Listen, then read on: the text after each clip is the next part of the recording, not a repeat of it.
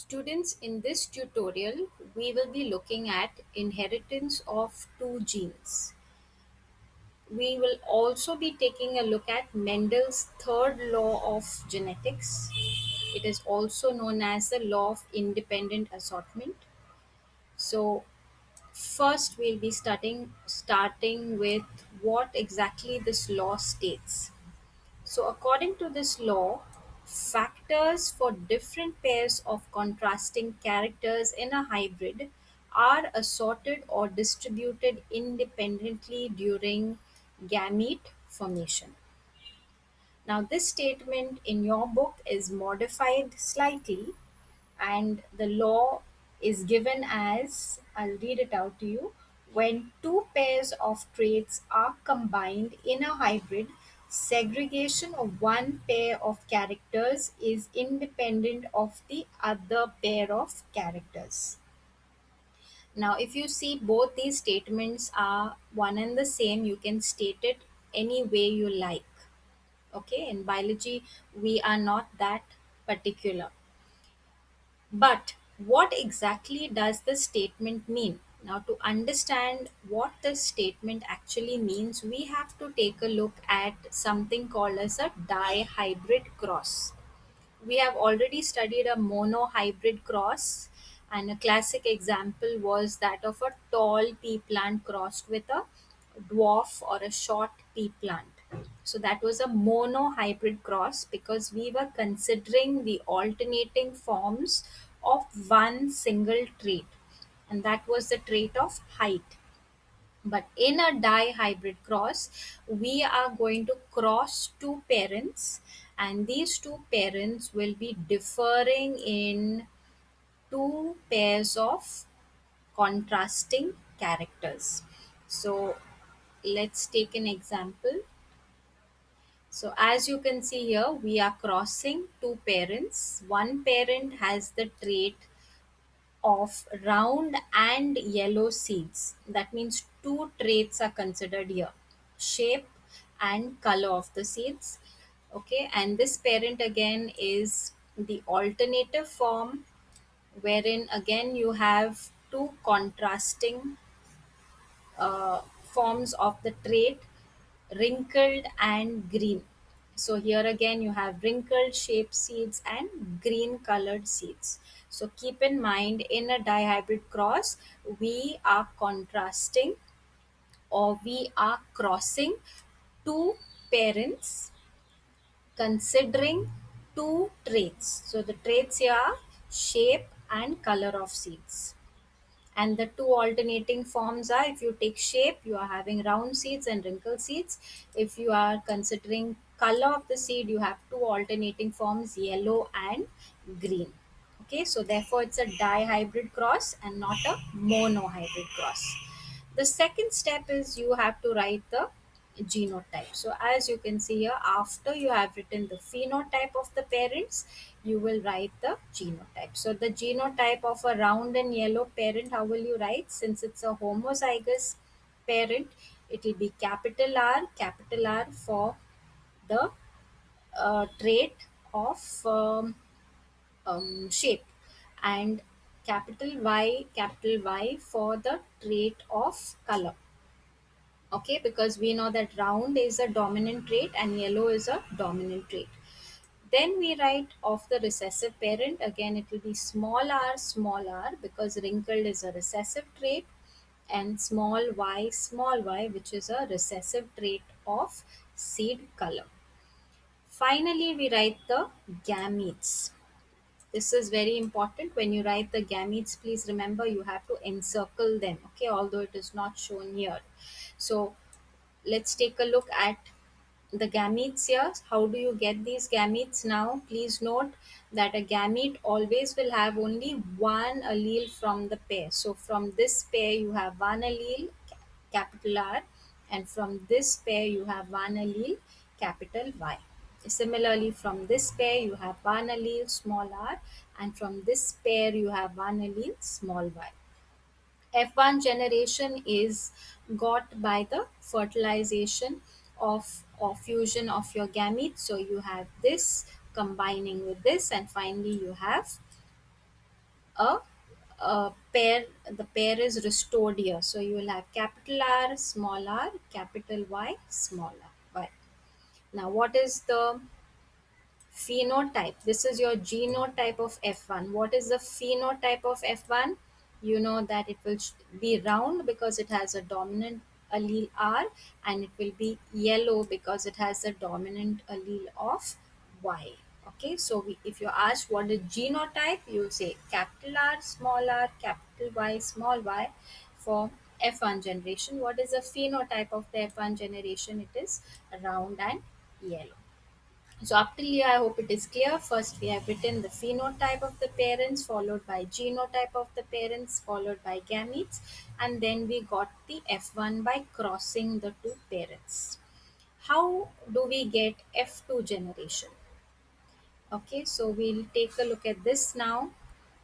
Again, exactly the same thing is shown here, but it is pictorially represented. You can see that round yellow is crossed with wrinkled green seeds in this dihybrid cross, and F1 generation we got heterozygous seeds which were dominant. So round and yellow heterozygous seeds.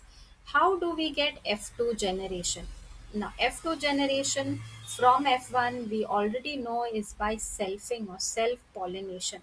So what we have to do is take the pollen of the same flower and dust it to the stigma of the same flower for self pollination. Therefore your gametes, male and female gametes, will be the same, right? Will be of the same type. So here you can see. Now how do we know what are the possibilities of gametes? So you will just take a look at your genotype of the F1, which you can see here. Okay, and now what are the possibilities of gametic combinations? Is it only capital R and capital Y? No, because there are four different types of alleles, you have four different types of gametes possible. So how will you write this? You will take capital R, capital Y, first possibility, you will write it over here. Then you will take capital R, small y, you will write it over here. Then you will take small r, capital Y, you will write it over here, and then you will take small r, small y, you will write it over here. Is there any other possibility that of gametes that you can work out? No. So four different alleles, you have four possibilities of gametes. So you have listed all your, say, male gametes on one side. You have to list all your female gametes in a similar manner on the other side of this square, which we call as the Punnett square. We have come across this square even in the monohybrid cross, and we know that it is a square, which makes it very easy for us to work out the genotypes of the F2 offsprings. So now let us take a look, how do we fill in each block of this square? And why do we have a Punnett square with 16 blocks? It is because when you have four different types of gametes, the possibilities of individual are 16 different types. Okay, so 16 types, not different types, but 16 possibilities are there when your gametes combine. So let us see what are the different ways and means by which these gametes can fuse and you get your individuals of F2. So when you fill in the first block, for example, you're filling in this block, how do you fill it in? You will look vertically at this gamete, horizontally at this gamete. So you will fill it in as capital R, capital R, capital Y, capital Y. And we know that this becomes a round and a yellow homozygous individual. When you're filling this block, horizontally you will look at this gamete, and vertically this, and horizontally at this gamete. So let's fill in the alleles now. So you have capital R, capital Y, small y. Please note, whenever you're writing the alleles, the capital, the dominant allele has to be written first before the recessive allele in case there is a heterozygous combination. Then this block, capital R, small r, capital Y, capital Y. Okay, so like this, I'm sure you can do all 16. Randomly, let us take this block. So when you're filling in this block, you're looking at vertically at this gamete, you're looking horizontally at this gamete. So you will do R, R, capital Y, capital Y. And you will notice that this is a wrinkled individual because two recessive alleles here, and it is a dominant individual for color. So it is wrinkled yellow.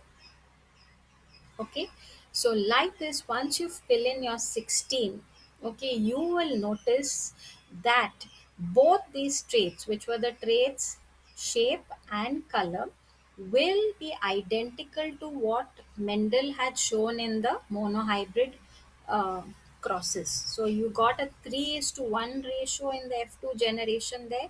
Here also, if you take a round crossed with wrinkled, you will see that you will get out of the 16, 4 will be your wrinkled seeds and the rest of the 12 are all round seeds. So 4 divided by 16, oh sorry, 4 divided by 12 is 3.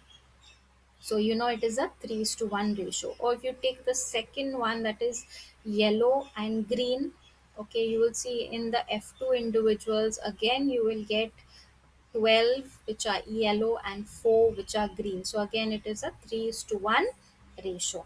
But if you take both these traits together, round and wrinkled, yellow and green together, you will notice that if you go to see the different possibilities of genotypes, you get 4 different possibilities of genotypes, okay, or 4 different possibilities of individuals. You will get 9 out of 16 which are round and yellow, which you can see here. These 9, okay, are round and yellow. 3 out of 16 are round and green, so these are very clear here. 3 out of 16 are wrinkled and yellow, and 1 is wrinkled and green. What does this mean? 9 out of 16 are similar to one parent, okay, this is this parent. 1 out of 16 is similar to this parent, and we know that this is a homozygous recessive parent, whereas these two are new combinations. Okay, round and green, wrinkled and yellow are not like the parent, so we call them as recombinants because they are new combinations. So finally, if you want to say what is the phenotypic ratio of a dihybrid cross, it is 9 is to 3 is to 3 is to 1, because of, you saw we got these individuals, 4 different combinations are possible. Whereas if you take the monohybrid phenotypic ratio, we had noticed it was 1 is to 2 is to 1, where 1 was homozygous dominant, 2 were heterozygous dominant, and 1 was homozygous recessive. You can go back and take a look at that. Okay, but phenotypic ratio for a dihybrid cross is said to be 9 is to 3 is to 1. Now finally, in this tutorial we also take a look at a test cross for a dihybrid cross. Now we had already done test cross for monohybrids, and you know what is the reason we do test cross: to find out whether an dominant individual is homozygous or heterozygous. So same way, suppose you don't know what the F1 hybrid is, whether it is a heterozygous dominant or it is a homozygous dominant or any other individual which is dominant, you don't know what is its genotype, heterozygous or homozygous, you will cross it with a recessive parent. Okay, so as you know, recessive parent has only one type of gamete possible. A recessive parent has only one type of gamete possible, that is small r and small y. But if it is, suppose your individual, unknown individual is heterozygous dominant, then it 4 different types of gametes are possible.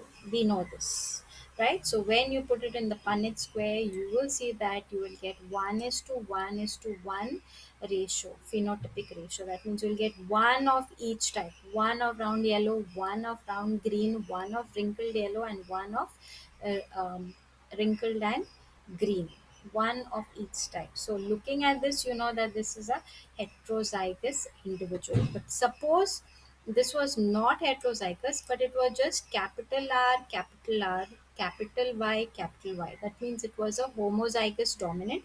Then it would be just one possibility of gametes, that is capital R, small capital Y, crossed with small r, small y, and there will be only one possibility for all the offsprings. That means all the offsprings would have turned out to be not this, but it would be capital R, small r, yeah, correct, capital R, small r, capital Y, small y. So all would be round and yellow, 100%. So we know that it is a homozygous dominant individual.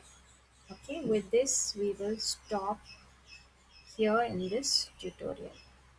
Any doubts?